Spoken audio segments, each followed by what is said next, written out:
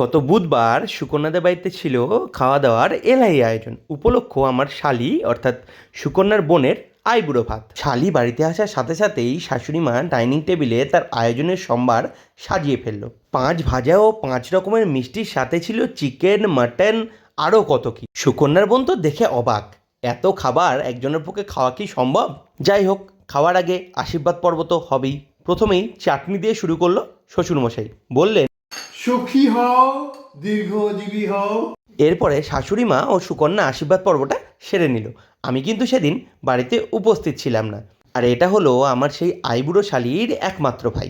খাওয়া দাওয়ার পর্ব মিটিয়ে আমরা চলে গেলাম গিফটে। শাশুড়ি মা দিয়ে দিল একটা সুন্দর গিফট। গিফটটা অবশ্য খুলে দেখানো আপনাদের হয়নি। এরপরে বাইরে বারান্দায় রোদ্দুরে বসে কিছুটা টাইম গল্পগুজব করে আমার শালি রওনা দিল বাড়ির পথে।